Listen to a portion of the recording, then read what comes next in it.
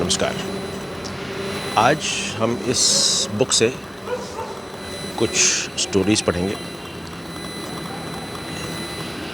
Actual में एक ही story जो है वो मेन है, बाकी दो जो हैं वो उसको कॉम्प्लीमेंट करती हैं। तो ये पहली बुक है, पहली स्टोरी है ये कि द अननोन 10th मैन। मतलब पता है आपको ये स्टोरी? मतलब ये है कि 9 लोग कहीं गए थे, 10 लोग कहीं गए थे और फिर किसी कारण से उन्होंने एक वो बीच में स्ट्रीम थी, बीच में एक वो नदी थी, उसको क्रॉस किया।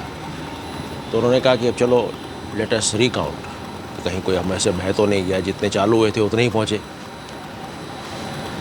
तो जब काउंट कर रहे थे तो 9 ही लोग आ रहे थे, 10वां आदमी कहीं मिसिंग हो गया। पर ये पॉइंट आउट नहीं कर पा रहे थे कि 10वां आदमी है कौन।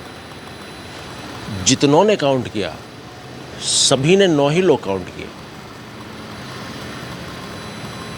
10वां आदमी काउंट ही नहीं हो पा रहा था। पर मजे की बात ये थी कि कोई ये भी नहीं कह पा रहा था कि लॉस जो है वो इस व्यक्ति का है। आदमी दिख सारे रहे थे, पर काउंटिंग जब कर रहे थे तो उसमें एक ही आदमी कम आ रहा था। तो फिर उतने में क्या हुआ कि एक वहाँ से कोई व्यक्ति ट्रैवलर था, वो वहाँ से गुज़रा, तो उसने इस बात को समझ लिया कि अच्छा भाई समस्या यहाँ है। सो ही सेड ओके, मैं ऐसा करता हूँ, आप लोग एक लाइन में खड़े हो जाओ और एक एक करके मेरे पास आओ। मैं जो पहला व्यक्ति आएगा, मतलब जो आता जाएगा मेरे पास, मैं उसको एक मुक्का मारूंगा और वो क्रमशः अपने सीरियल पे वो नंबर बोलेगा। यानी कि पहला वाला पहला नंबर बोलेगा मुक्का खाने के बाद, दूसरा वाला खाने के बाद नंबर 2 बोलेगा, तीसरा वाला खाने के बाद नंबर 3 बोलेगा। This way it will continue. जब इस तरह किया तो 10 के 10 काउंट हो गए। कभी 10 आदमी दिख गए वो खाने के बाद में, ठीक है। सो एक्चुअल में क्या था कि वो लोग अपने आप को काउंट करने वाला अपने आप को काउंट नहीं कर रहा था, बस इतनी ही गलती थी। काउंट कर 10वां आदमी हमेशा से था पर उनको दिखा नहीं। नाउ इसका जो हिंदी में अनुवाद, निष्कर्ष का जो अनुवाद है वो मैंने किया हुआ है, और वो ये है कि अज्ञान सही समझ का अभाव है और ये कन्फ्यूजन का कारण भी यही है, अज्ञान। 10वां साथी गायब हो गया, ये विचार पर्दा था, वीलिंग था, आवरण था। यानी this is function of what? तमस। 10वें साथी की कमी जो है वो विक्षेप है। अब कमी दिख रही थी, it was a projection by what? रजोगुण, रजस। राहगीर की बात मानना कि 10वां व्यक्ति आप में से ही है, दिस वॉज इनडायरेक्ट ज्ञान। What we get, indirect ज्ञान। 10वें व्यक्ति का मिल जाना डायरेक्ट अनुभूति था, वहाँ इनडायरेक्ट ज्ञान था, पर अनुभूति हमेशा डायरेक्ट होगी। सो इट वाज डायरेक्ट अनुभूति। और दुख का गायब हो जाना, ये था दुख से मुक्ति। और इस निसंदेह पुष्टि को ही परम आनंद कहा गया है। निसंदेह पुष्टि क्या थी कि भाई 10वां आदमी हम में से ही है, देयर इज़ नो लॉस, हम सारे हैं। तो जो खुशी इस बात की थी। So this is one. Second story is each reflects his own nature.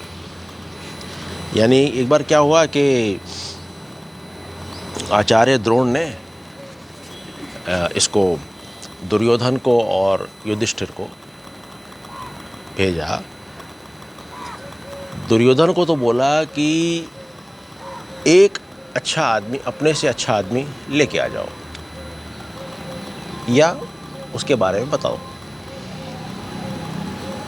और युधिष्ठिर को बोला कि आप अपने से खराब एक आदमी का पता लगा के आओ। निश्चित समय पे दोनों आए, जो भी समय अवधि दी गई थी, दोनों आए। आकर के दुर्योधन ने तो बोला कि भाई मेरे को कोई आदमी ऐसा नहीं मिला जो अच्छा हो, सारे एक से थे, बेकार, थर्ड क्लास। युधिष्ठिर ने आके बोला मुझे सारे आदमी ऐसे मिले जिसमें कोई ना कोई एक गुण तो कम से कम मेरे से श्रेष्ठ था ही था। So I could not find anyone who did not have even one quality better than me. तो मुझे कोई खराब आदमी मिला ही नहीं।